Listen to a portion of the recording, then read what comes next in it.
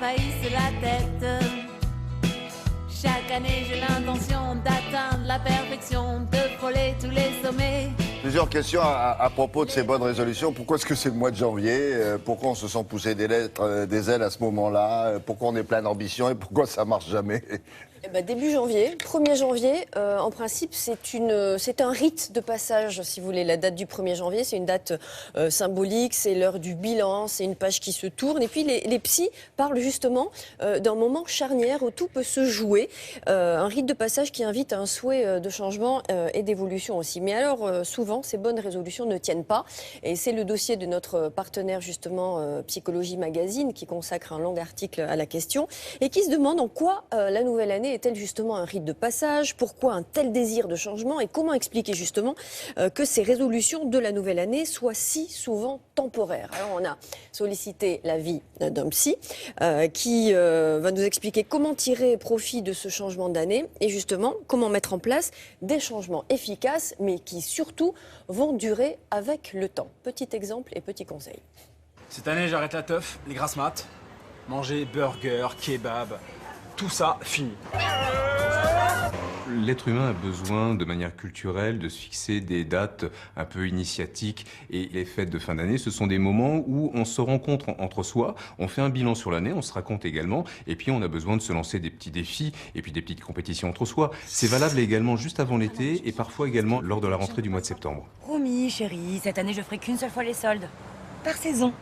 Étant donné que l'individu n'est pas toujours totalement construit, qu'il est en réalisation permanente, il a besoin de se centrer sur soi-même. Et en ce sens, ce sont des grands questionnements sur qui on est, l'image que l'on reflète face à ses proches, face à soi-même également quand on se regarde dans le miroir. Donc les plus grands défis, c'est généralement perdre du poids, arrêter de fumer, les bonnes résolutions qu'on n'atteindra de toute façon jamais, qu'on ne réalisera jamais.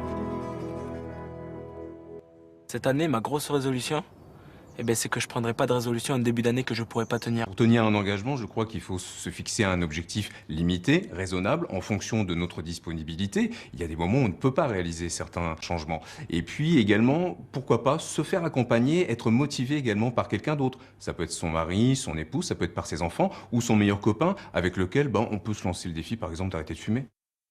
Parmi les grandes résolutions, celle qui revient le plus souvent et qui est la plus accessible, c'est se remettre à faire du sport. Et alors, les clubs de sport savent très bien également que lorsqu'on s'engage, au bout de 3-4 séances de sport, on commence à moins s'investir, à venir beaucoup moins régulièrement. Si on a stoppé cette activité sportive depuis trop d'années, il faut y aller avec quelqu'un qui peut-être démarre comme vous, parce qu'il n'y aura pas une comparaison, une confrontation trop violente avec quelqu'un qui pratique le sport de manière intensive, et puis monter les paliers progressivement. On se fixe des objectifs beaucoup trop élevés. Une bonne résolution ou un désir de changement, ça fonctionne par petits paliers de réussite, par des satisfactions permanentes qui vont enclencher une mécanique qui va nous amener justement à reprendre confiance en soi.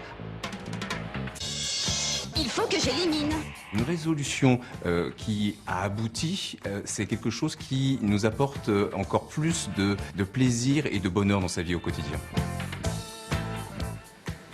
Mais est-ce qu'il n'y aurait pas des résolutions, je ne sais pas, à commencer par les faciles à tenir? Ça existe, ça? Il n'y a aucune résolution facile à tenir. Ah bon? J'arrête de fumer, les méthodes progressives ont fait leurs preuves. J'arrête la junk food, il faut y aller petit à petit, par exemple, une seule fois par semaine, se limiter au dimanche. Il faut être très méthodique, avoir des méthodes assez rigides et des rites finalement assez rigides, avec des dates, avec un timing. Pour le sport, c'est assez compliqué. Au début, on veut y aller à fond, on se dit 3 fois par semaine, etc.